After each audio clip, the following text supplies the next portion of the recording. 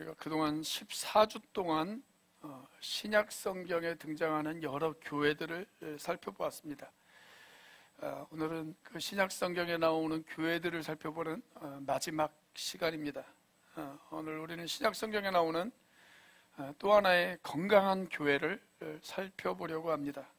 이 교회의 이름이 데살로니가 교회입니다. 이 교회는 바울이 제2차 전도 여행 때 개척한 교회였습니다.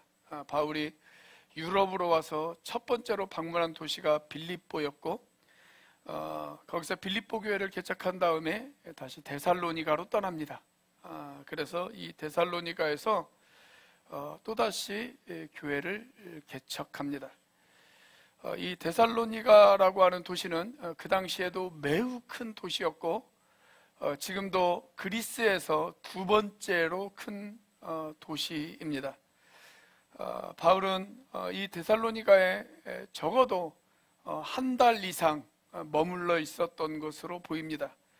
어떤 학자는 좀 길게 잡아서 한 8개월 정도 머물러 있었다라고 이야기하는 학자들도 있는데, 성경에 거기에 대한 근거는 나와 있지 않습니다. 근데 적어도 3주 이상은 이 데살로니가에 머물러 있었던 것은 확실합니다. 왜냐하면 사도행전을 읽어보면 바울이 이 데살로니가라고 하는 도시에 있는 유대인 회당에서 3주 동안 설교를 했다라고 하는 기록이 적혀 있기 때문에 그렇습니다. 그런데 대부분의 학자들은 아마 3주만 머물러 있었던 것은 아니고 그 뒤에도 아마 며칠 더 머물러 있었다라고 그렇게 주장하는 학자들이 아주 많습니다. 그래서 3주 이상 8개월 이하 데살로니가에 머물러 있었던 것으로 보입니다. 에베소 같은 도시에서는 한 3년 동안 머물러 있었죠. 그리고 고린도에서는 1년 6개월 동안 머물러 있었습니다. 거기에 비해서는 매우 짧은 기간 머물러 있었지만, 이 짧은 기간 동안에 적지 않은 열매들이 이 데살로니가에 맺어졌습니다. 그래서 믿음을 고백하는 많은 사람들이 생겨났고, 데살로니가라고 하는 이 도시에 이 믿음의 사람들이 적지 않은 영향을 끼치는 그런 놀라운 사건들이 벌어졌습니다. 자, 그런데 바울이 이 데살로니가에서 사역을 하다가 유대인들의 박해를 받아요. 자기 동족들의 그런 박해를 받습니다. 그래서 부득불 이 데살로니가를 떠날 수밖에 없는 그런 상황 가운데 내몰리게 되어집니다. 그래서 데살로니가를 떠나서 베레아로 이동을 하고 다시 아테네를 거쳐서 고린도로 그렇게 갑니다. 자, 바울이 고린도에 도착을 했습니다. 비록 8개월 정도밖에 머물지 않았던, 아주 짧은 기간 머물렀던 이 데살로니가 교회 성도들을 생각합니다. 그들이 이제 막 교회가 개척한 어린 교회, 이제 막 교회가 시작되어진 그 작고 어린 그 교회 교인들이 8개월 동안 머물러 있으면서 그들이 말씀 앞에 적극적으로 반응하고, 말씀 앞에 감격해하고, 뜨겁게 그들이 말씀을 받았던 그 모습들을 떠올리면서 이 데살로니가 교회가 건강한 교회로 성장하기를 간절히 원하는 마음으로 붓을 들어 편지를 씁니다. 그 편지가 바로 데살로니가서입니다. 자, 그렇다면 주 52년경에 쓰여졌던 이 편지를 통해서, 그리고 이 데살로니가 교회를 통해서 우리가 배울 수 있는 건강한 교회의 모습은 과연 어떤 모습일까요? 첫째로, 기쁨으로 말씀을 받는 교회가 되어져야 한다는 것입니다. 자, 본문인 데살로니가 전서 1장 5절 말씀을 보면, 데살로니가 교회 교인들은 바울이 복음을 전했을 때 그 복음을 확신 가운데 받았다, 이렇게 기록이 되어져 있습니다. 자, 5절 말씀을 같이 한번 읽어보겠습니다. 시작. 우리는 여러분에게 복음을 말로만 전한 것이 아니라 능력과 성령과 큰 확신으로 전하였습니다. 우리가 여러분 가운데서 여러분을 위하여 어떻게 처신하였는지를 여러분은 알고 있습니다. 여기 보면 복음이 말로만 전달된 것이 아니라 능력과 성령과 큰 확신으로 그들에게 전달되어졌다, 이렇게 기록이 되어져 있잖아요. 자, 그 다음 6절 말씀을 같이 한번 읽어보겠습니다. 시작. 여러분은 많은 환난을 당하면서도 성령께서 주시는 기쁨으로 말씀을 받아들여서 우리와 주님을 본받는 사람이 되었습니다. 여기 보니까 성령께서 주시는 기쁨으로 그들이 무엇을 받았다고요? 말씀을 받았습니다. 말씀을 받았어요. 그들에게 말씀이 선포되어졌을 때, 바울이 그들에게 복음을 이야기했을 때 그들은 그 말씀을 기쁨으로 그 말씀을 받아들였습니다. 받아들였어요. 여러분, 교회 공동체가 이 세상에 존재하는 수많은 공동체와 구별되어지는 특징이 무엇일까요?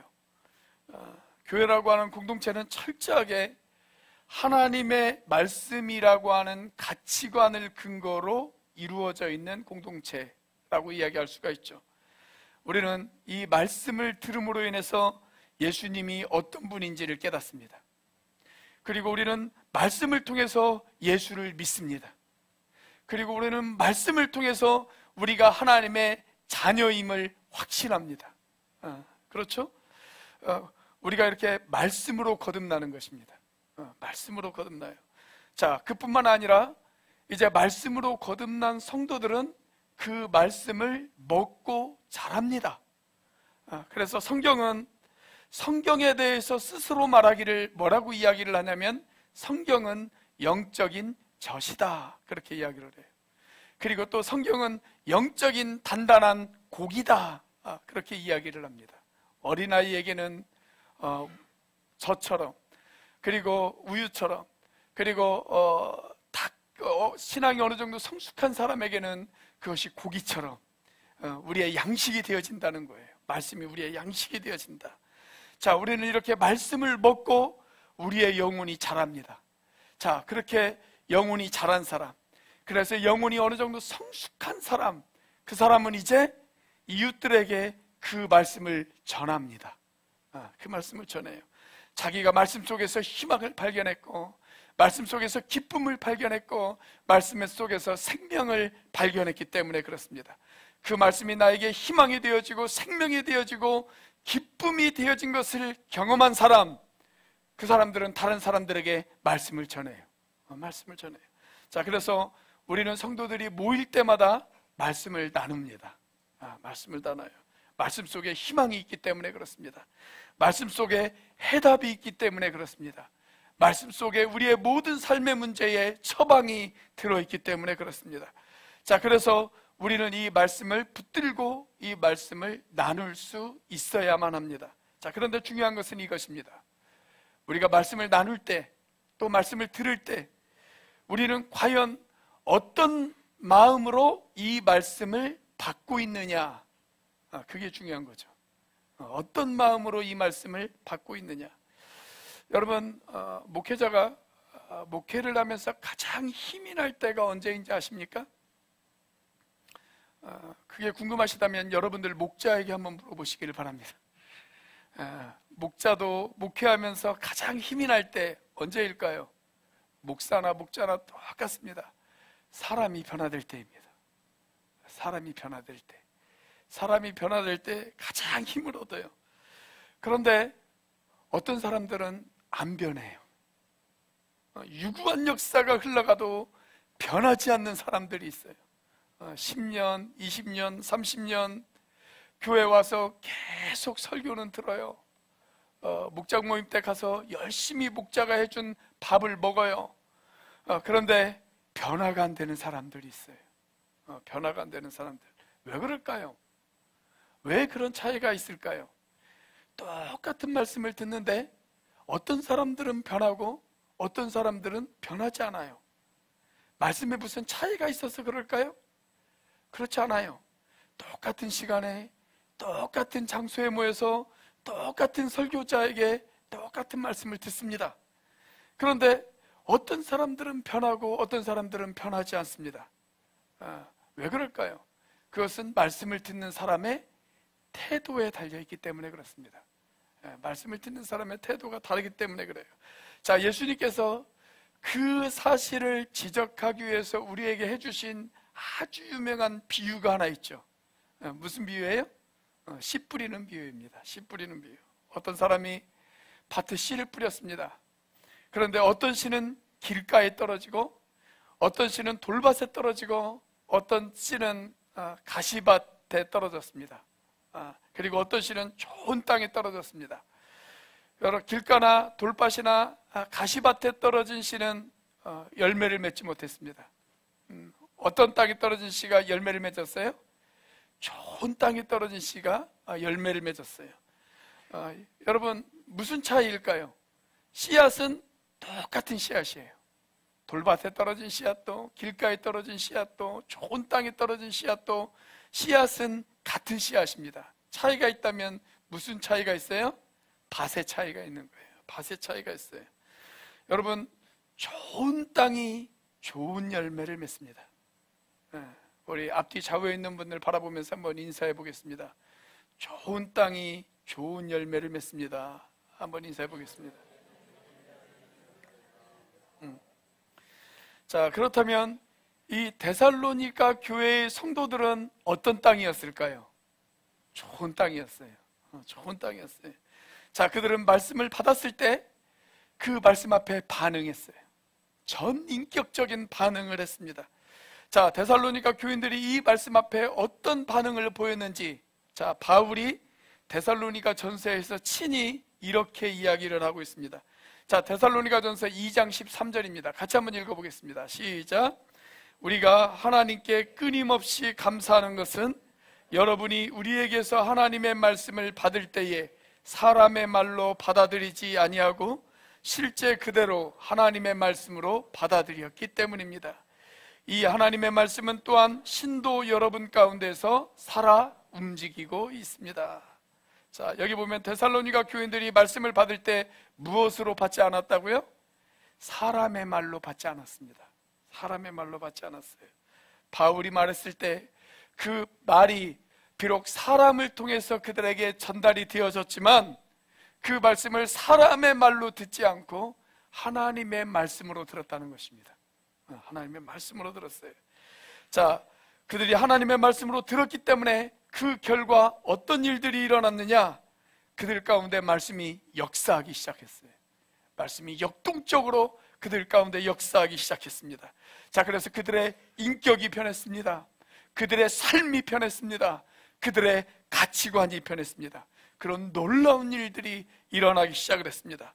사랑하는 여러분, 저는 저와 여러분이 우리 공동체가 이렇게 하나님의 말씀을 기쁨으로 받을 수만 있다면, 선포되어지는 하나님의 말씀을 사람의 말씀으로 받지 않고 하나님의 말씀으로 받아들여 전인격적인 반응을 우리가 보일 수만 있다면, 여러분, 우리 공동체도 건강한 공동체가 되어질 줄로 믿습니다. 그래서 우리들의 삶의 자리에서 우리가 30배, 60배, 100배의 열매들이 저와 여러분들을 통해서 맺어질 줄로 믿습니다. 그렇게 되어지시기를 주님의 이름으로 축복합니다. 자, 데살로니가 교회를 통해서 우리가 배워야 하는 교훈 무엇일까요? 두 번째로, 믿는 자의 본이 되는 교회가 되어야 한다는 것입니다. 믿는 자의 본이 되는 교회가 되어야 된다. 저는 오늘날 우리 사회에 최대의 문제가 있다면 우리가 본받을 수 있는 사람이 없다. 이것이 전 우리 사회에 통탄할 만한 비극이다 라고 생각을 합니다. 정치, 사회, 교육, 심지어 종교계에 이르기까지 본받을 만한 지도자가 매우 부족합니다. 매우 부족해요. 그 어느 시대보다 정치인은 많습니다. 그런데 정말 민족을 위한 지도자는 부족한 시대에 살아가고 있습니다. 그 어느 시대보다 선생은 많습니다. 그런데 그 어느 시대보다 정말 본받을 만한 스승은 부족한 시대에 살아가고 있습니다. 그 어느 시대보다 목사는 많습니다. 그런데 정말 본받을 만한 영적 목자, 선한 목자들은 부족한 그런 시대에 우리가 살아가고 있습니다.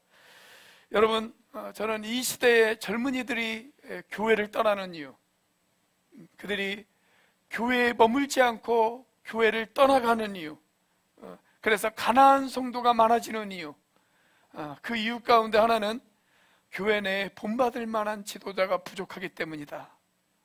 저는 이렇게 생각을 합니다. 자, 그런데 이 데살로니가 교회의 가장 큰 행복 가운데 하나는 뭐였냐면 그들이 본받을 만한 대상이 많았어요. 본받을 만한 대상이 교회에 있었다라는 거예요. 자, 그래서 그 본받을 만한 대상들을 잘 본받았을 뿐만이 아니라 그 지도자들을 잘 본받아서 이제는 다른 사람들에게 본이 되어지는 삶을 살았습니다. 그들이. 자, 그 말씀이 6절에 기록되어져 있죠. 자, 6절 같이 한번 읽어보겠습니다. 시작. 여러분은 많은 환난을 당하면서도 성령께서 주시는 기쁨으로 말씀을 받아들여서 우리와 주님을 본받는 사람이 되었습니다. 자, 이 말씀에서 우리는 누구예요? 우리는 사도들이죠. 바울입니다. 바울과 그들에게 복음을 전해준 그런 영적 지도자들, 그들을 말하는 거예요. 자, 그런데 데살로니가 교회 교인들이 누구를 본받았다고요? 그 사도들을 본받았어요. 사도들을 잘 본받았어요. 그들에게 복음을 가르쳐준 영적 지도자들을 잘 본받았습니다. 그 영적 지도자들만 잘 본받은 것이 아니라 또 누구를 본받았어요? 주님을 본받았어요. 그 지도자들이 전해준 주님, 그 지도자들이 전해준 예수님에 대해서 그들이 잘 본받았습니다. 잘 본받았어요. 자, 그런데 거기에서 끝나지 않았어요. 그 다음 절이 중요해요. 7절입니다. 자, 같이 한번 읽어보겠습니다. 시작.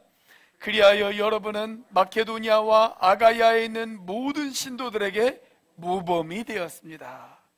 자, 그들이 사도와 주님을 잘 본받았을 뿐만이 아니라 이제는 그들이 다른 사람들에게 본이 되어졌다는 거예요. 다른 사람들에게 본이 되어졌어요. 그래서 그들이 건강한 교회를 만들었고 그들의 그 건강한 모습을 보고 다른 교회들이 도전을 받았어요. 우리들도 저런 교회를 만들어야 되겠다. 그런 도전을 받았어요. 다른 사람들에게 본이 되어지는 그런 교회가 되어졌다는 것입니다. 이들이 이렇게 다른 사람들에게 본이 되어질 수 있었던 것, 그 이유 무엇이었을까요? 저는 이 데살로니가 교회 내에 정말 아름다운 가족 공동체를 만들었기 때문에 그것이 가능했다라고 생각이 되어집니다.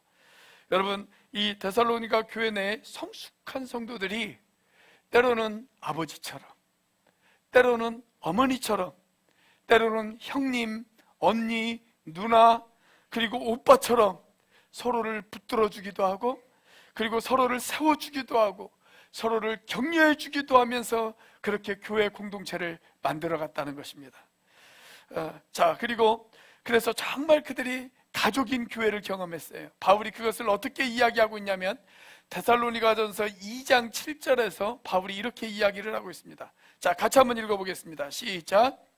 물론 우리는 그리스도의 사도로서 권위를 주장할 수도 있었습니다. 그러나 우리는 여러분 가운데서 마치 어머니가 자기 자녀를 돌보듯이 유순하게 처신하였습니다. 자, 공동체가 마치 어머니가 자기 자녀를 기름과 같이 그렇게 서로를 다독거리면서 서로를 끌어안으면서 그리고 서로를 사랑하면서 그렇게 공동체를 만들어 갔다는 거예요. 어머니의 마음으로 어머니가 자녀들을 품는 것 같이 그렇게 공동체를 품었다는 것입니다.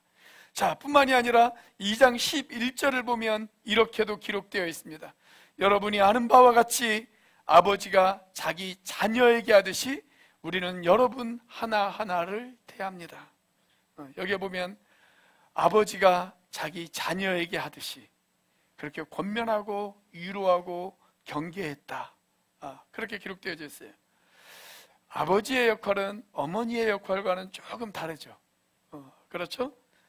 어머니는 어떤 역할을 합니까?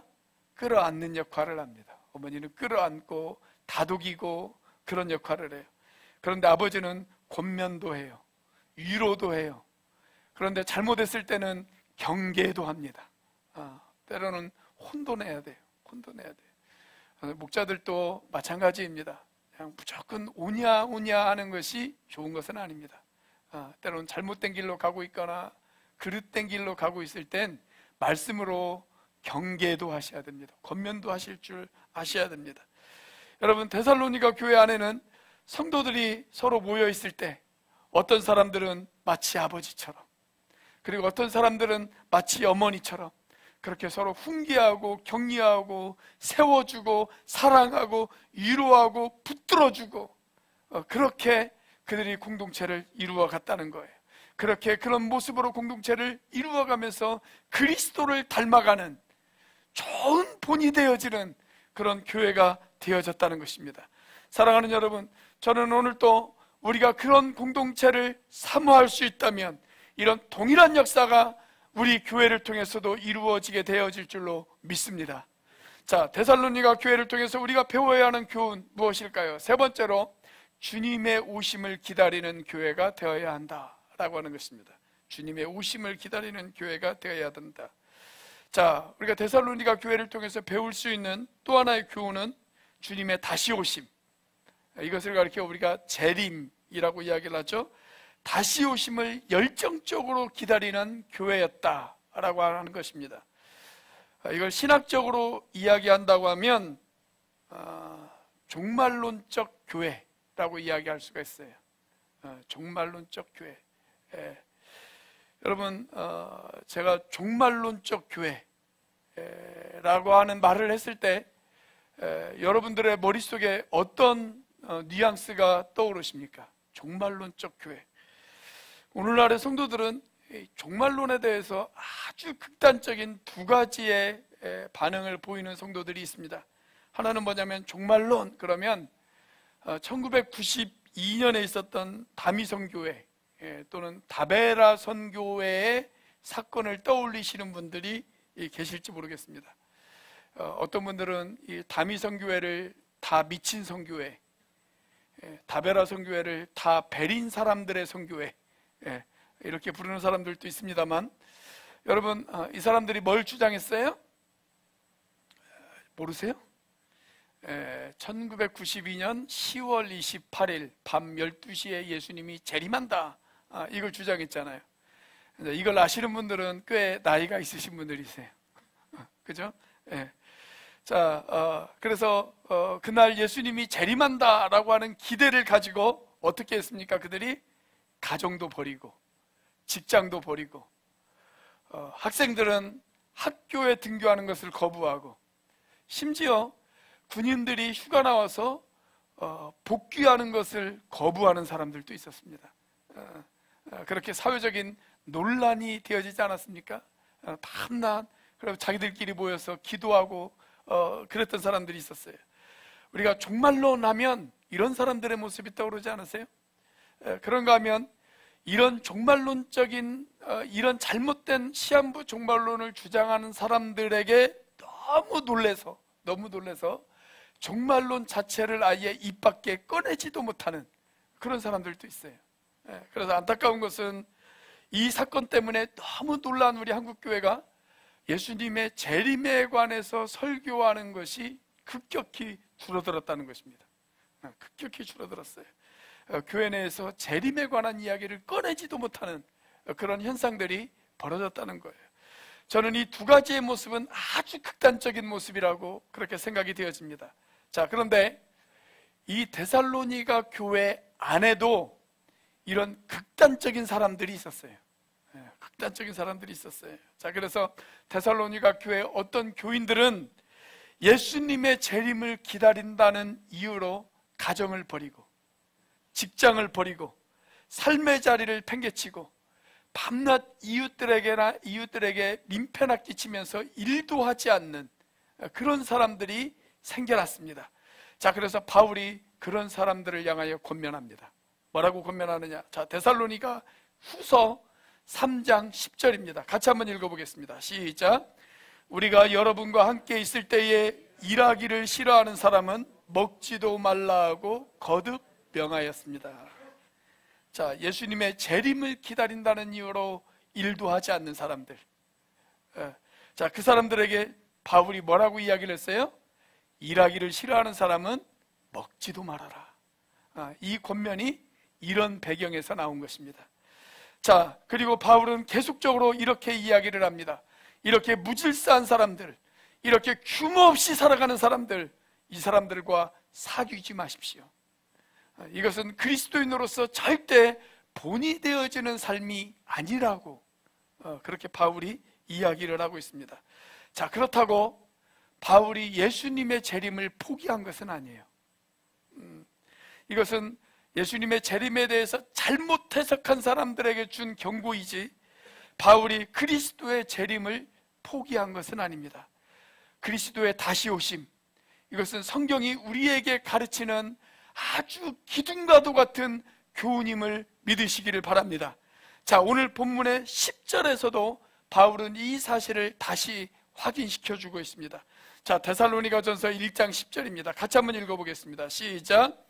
또 하나님께서 죽은 사람들 가운데서 살리신 그 아들 곧 장차될 진노에서 우리를 건져주실 예수께서 하늘로부터 오시기를 기다리는지를 그들은 말합니다. 종말론 자체가 잘못된 것은 아니라고 바울이 이야기를 하잖아요. 여러분, 우리는 예수님의 재림을 믿고 기다리셔야 합니다. 믿고 기다리셔야 돼요. 자, 그렇다면 성경이 이야기하는 종말론의 본질은 과연 무엇일까요? 한마디로 말하면 이것입니다. 주님이 언제 오시든지, 주님이 언제 오시든지, 아니 그분이 오늘 오신다고 할지라도 내가 그분 앞에 부끄러움 없이 설 수 있도록 준비하면서 살아가는 것, 이것이 성경이 이야기하는 종말론의 본질입니다. 바울이 데살로니가 교회 교인들에게 편지를 쓴 이 데살로니가서의 결론, 마지막 결론, 그 결론이 뭘까요? 여러분, 결론은 항상 어디에 나와요? 마지막에 나오죠. 마지막에 나와요. 자, 데살로니가전서 마지막 장 제5장 23절입니다. 같이 한번 읽어보겠습니다. 시작. 평화의 하나님께서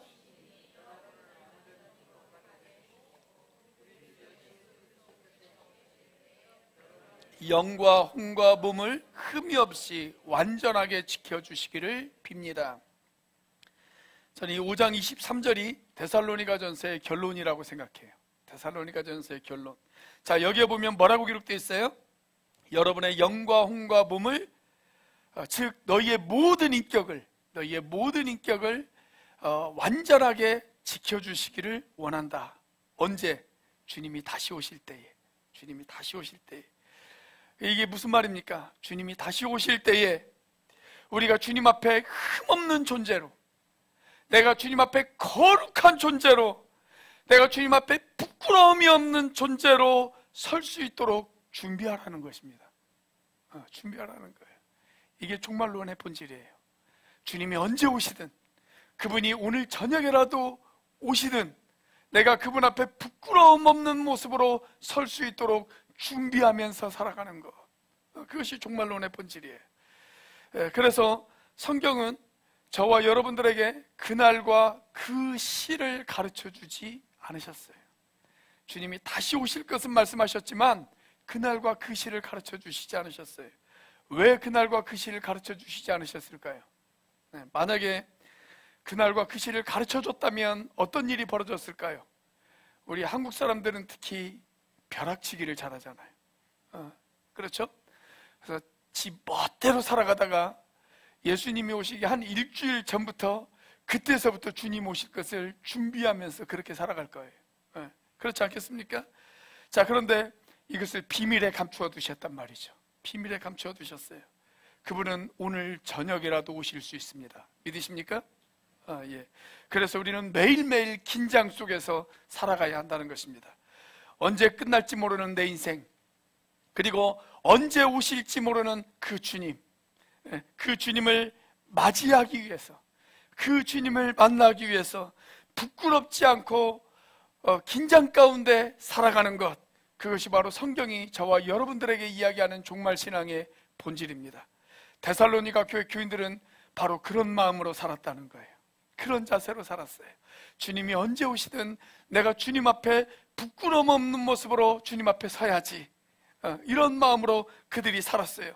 그들이 그렇게 살았기 때문에 그 당시 데살로니가라고 하는 이 큰 도시, 지금도 그리스에서 두 번째로 큰 이 도시, 이 도시의 사람들에게 엄청난 영향력을 끼쳤습니다.